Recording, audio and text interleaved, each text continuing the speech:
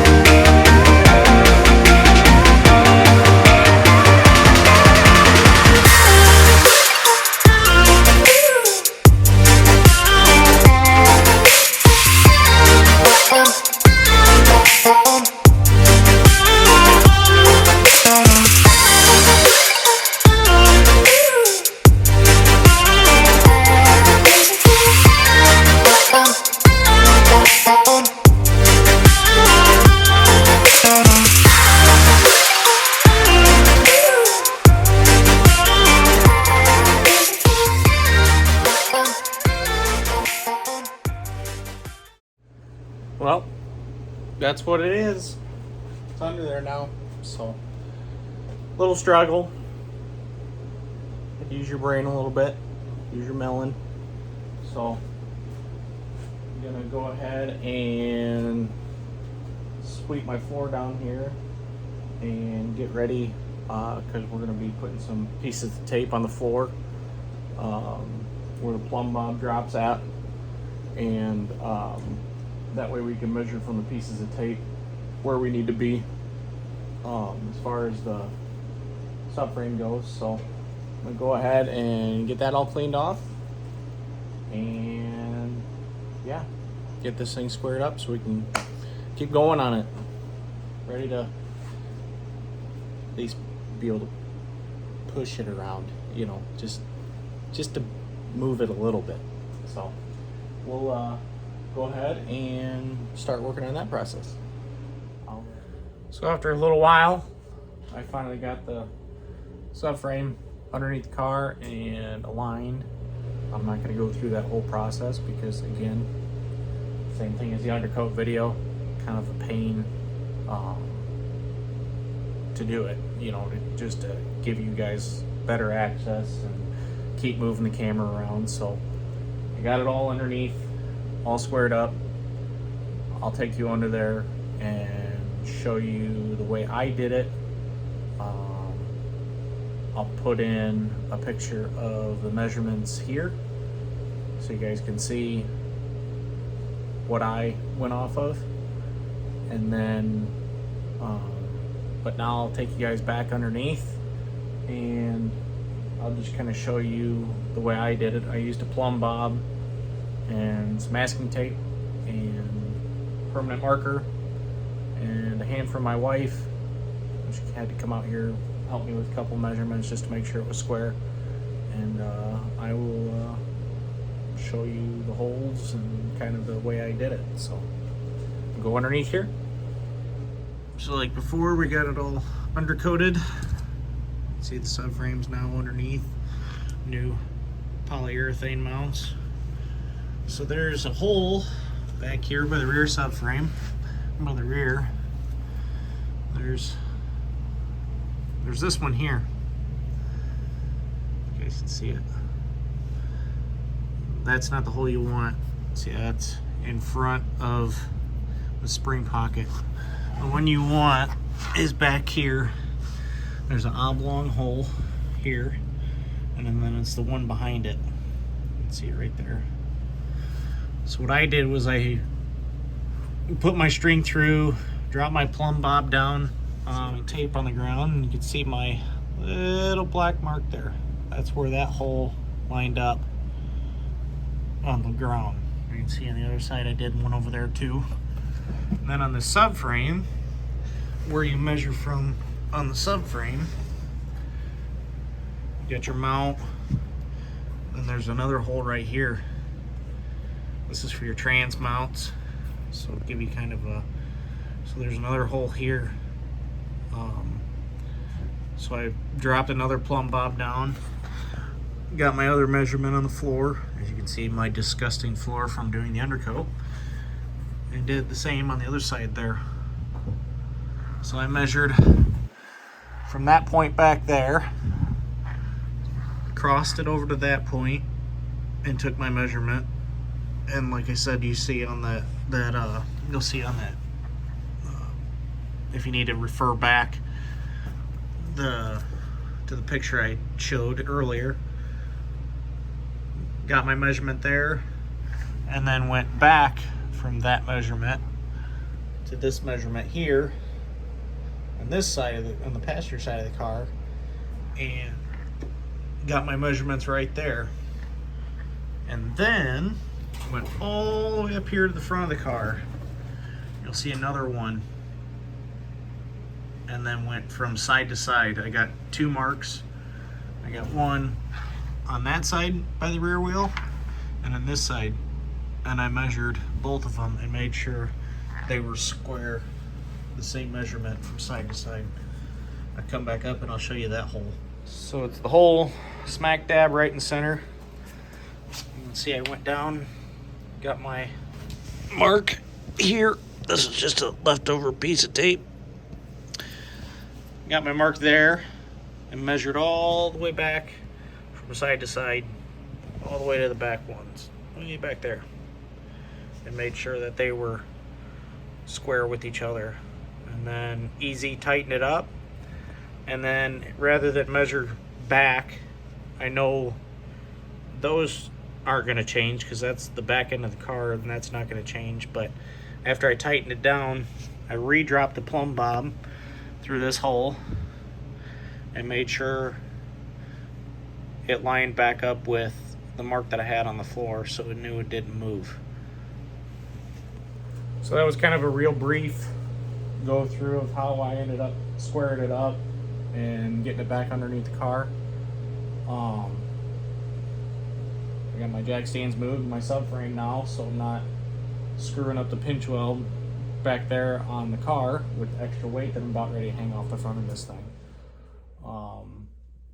We're going to start by going ahead and putting the front suspension on, my upper and lower control arms, my springs, and my new spindles. We'll do that on both sides, and yeah, start checking off some new parts. Finally So the upper control arms here, you'll see I won't put any spacers in it right off the bat. I do have some new spacers on order for that, either factory spacers, but I ordered some factory ones, but I don't know. I ended up finding some Detroit Speed makes some really nice quick adjust drop in stuff, relatively cheap, so might go ahead and order a couple sets of those, just to make it a little easier when it comes to this car. It'll have, you know, a driving alignment on it, but we might be leaning a little bit more towards like a race alignment to start getting us ready to cut some corners here, start turning. So like I said, main goal with this car is to drive. Second main goal with this is to finally get into some sort of racing. I've been in RC car racing for as long as, you know, since I was 16 years old, and been behind the wheel of a couple pretty fast things as far as shifter carts and stuff like that. And I really wanted to get into the pro touring, autocross, you know, vintage. I mean, this is a little out of vintage class. I think vintage class stops at 1975, so we'll be a little bit out of the vintage class, but just do something, get into something. So hopefully, you know, once you get into something like that, you start creating a family. You know, you get your racing family, and we're pretty lucky. We have not too far from here a local road course track. It's only about 35 minutes away, so hopefully get into something along those lines. I'm not going to be very competitive, but be competitive with myself. So with that, we'll start bolting some new suspension on, start pulling out the shiny parts.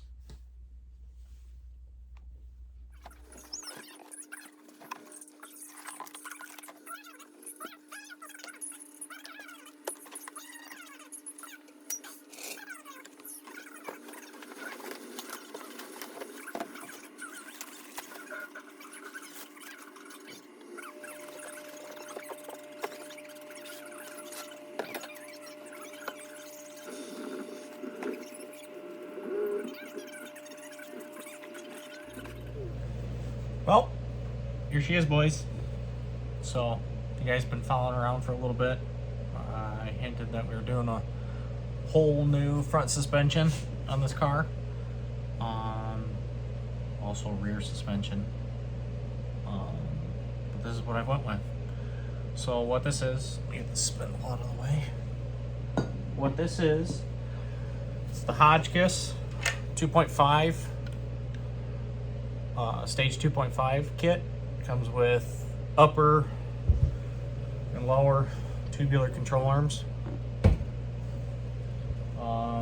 This does not have the coilover suspension. This got just a new coil.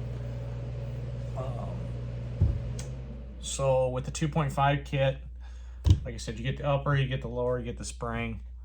You also get a larger front sway bar, which is over there in the box. New rear springs, or new rear leaf springs,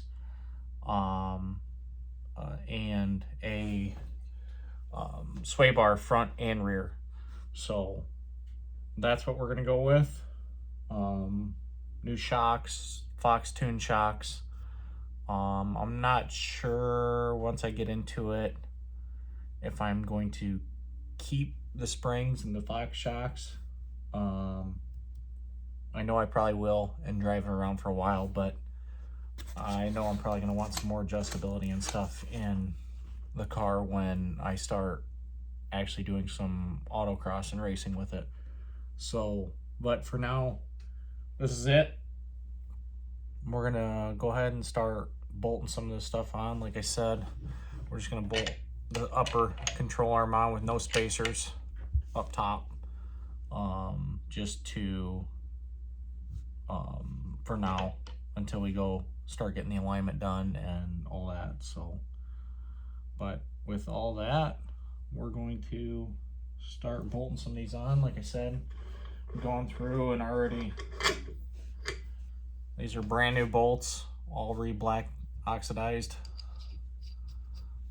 So we're going to go through and start putting this stuff on. We'll start with the upper control arm, lower control arm, and then we'll have to bolt the spindle onto the lower control arm, and then yeah, we'll have to go from there. Now, when I first ordered my brake kit, I was hoping the factory stock brakes were, or the stock spindles were good.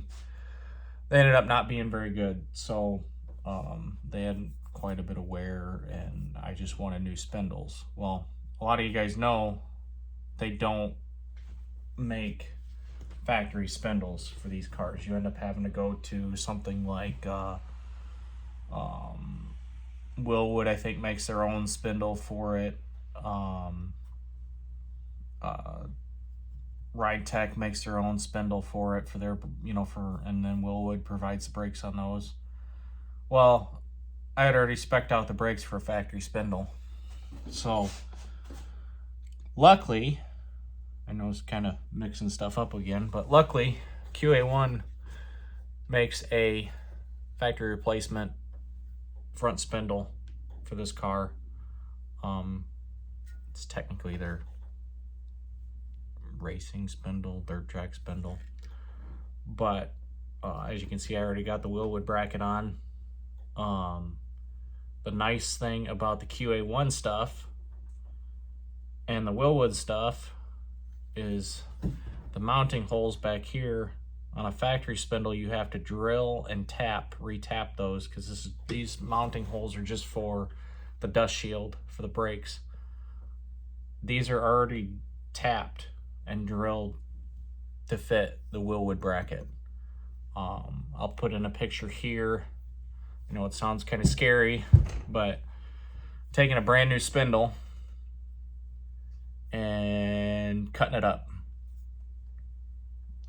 As you can see, had to cut quite a bit off to clearance the new brake calipers. You do that on a factory one, you do that on this one, but for $230 spindles or whatever they are now, pretty scary to just start hacking. So with that, we're gonna go ahead and use these brand new QA1 coil spindles, and like I said, we got them all smoothed up, nice and smooth and kind of finished out. I could have gone a little farther with them and actually got all the casting marks and stuff, but like I said,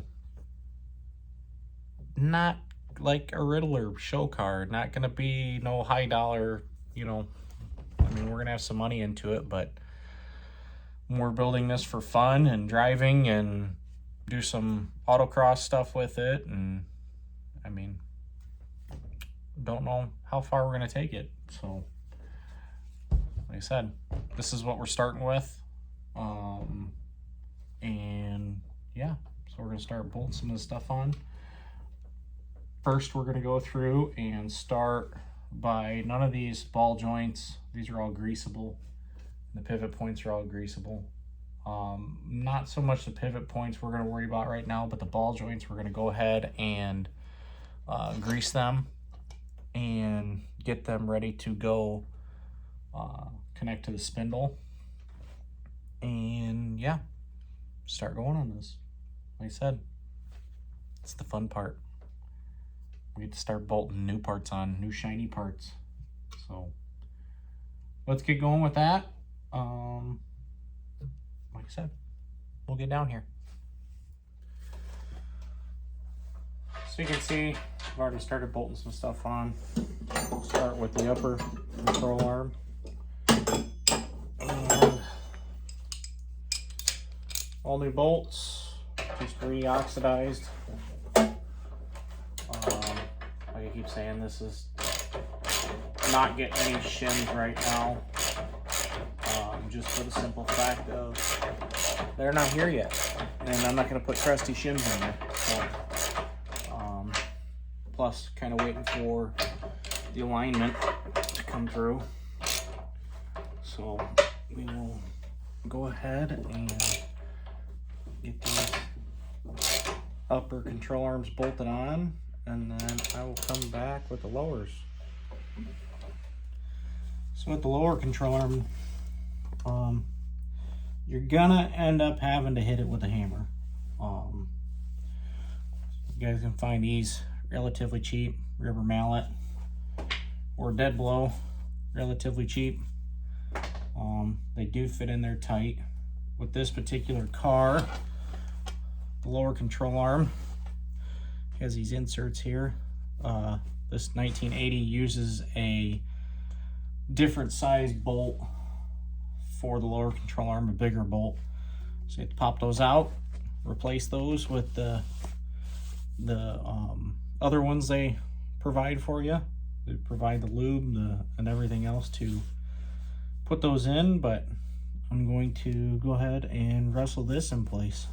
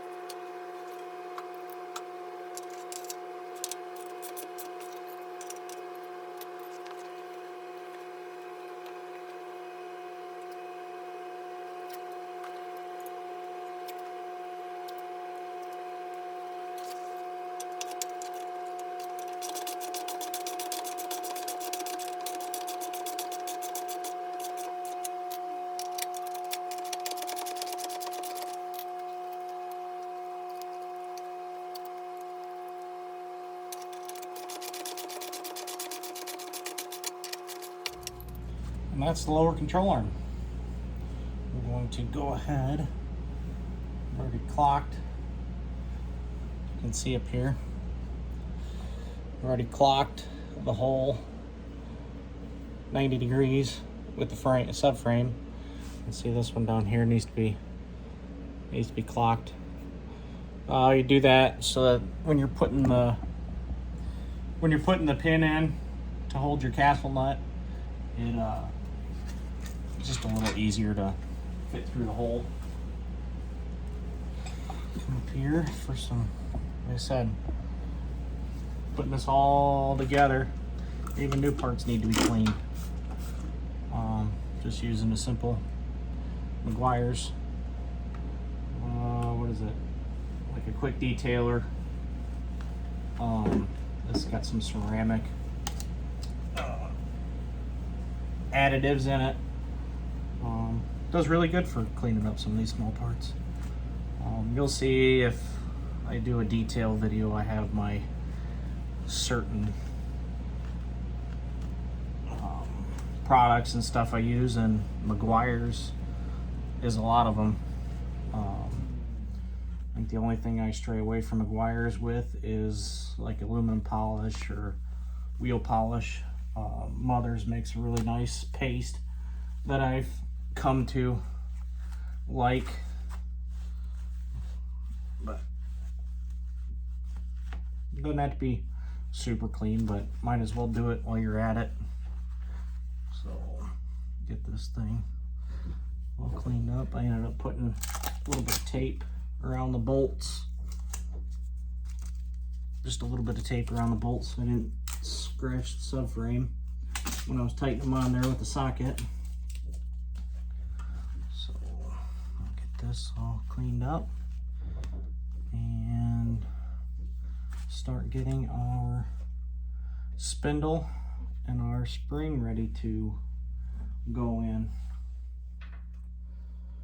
So the way I'm going to clock this, I'm going to put this castle nut on. Go ahead and put your pin in. Don't bend it out at all. Put a wrench on it now. And you should be able to. There you go. A little bit of force. Just clock your ball joint so it's a little bit easier to get your pin in once you get your spindle together. So I'll pull this back out. I'll grab my spindle and put it on this bottom control arm. Just a little bit easier. Sometimes you gotta put, especially with no motor in the car, you're gonna have to put a little bit of weight on the car. So we'll go ahead and grab our spindle. Like I said, nice QA1 unit. Drop it on there. Get our castle nut started. I don't have to tighten it all the way down. We'll go ahead and do that when we get everything ready to go in. Let that fall. This kit does come for all second gens. Different second gens run a different. What there is this rubber spacer here that goes down here in the spring pocket. With the new or with the older ones like this, I believe it's 73 to 70.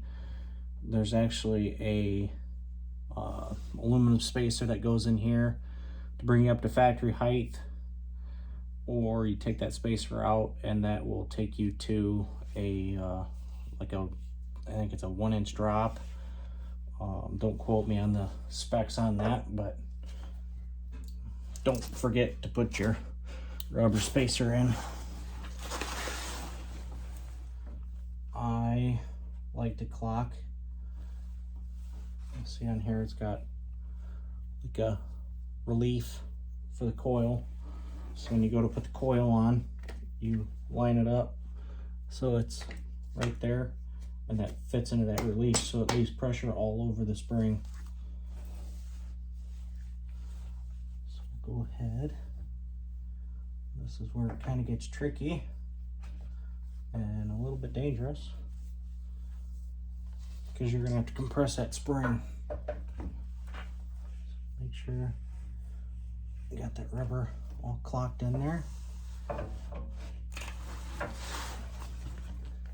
We will start moving that spring up in there.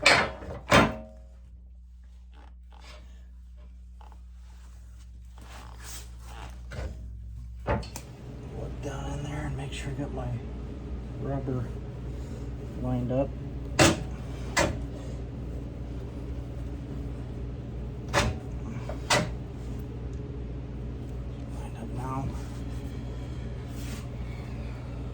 This is where you got to be careful, because like I said, that is a lot of pressure on that spring. Start jacking that up in place. My upper ball joint lined up with it.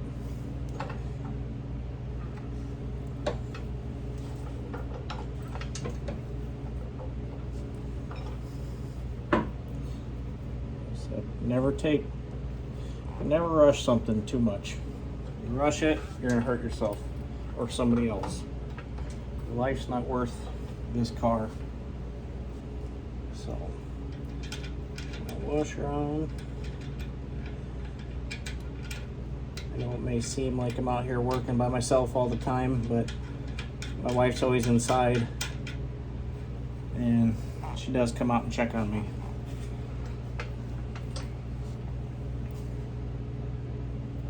That's it. Tighten your castle nuts up a little bit. And carefully lower your suspension down. So, now we're not done.